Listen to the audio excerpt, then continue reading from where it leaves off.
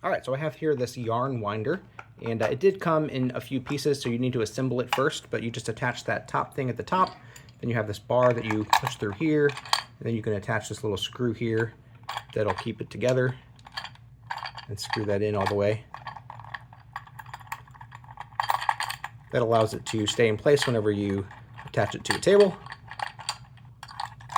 And then this piece here will actually attach to the table, and you can screw this part down here when you attach it to a table to wind.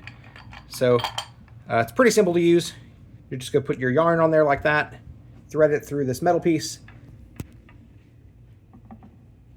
and then start winding. You want to go gently at first.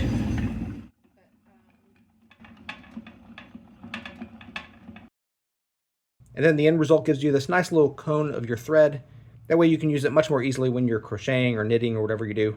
You know, you could wind up your yarn by hand, but that just takes so much time, and you don't always get a good, nice little usable cone or ball after you do that. So this thing just speeds up the whole process and gives you something that you can actually use after you're done. So, but yeah, my daughter uses these kinds of things, and she says that they're so helpful in keeping all of her yarn nice and tidy and then able to use. So yeah, she definitely recommends it. We like it.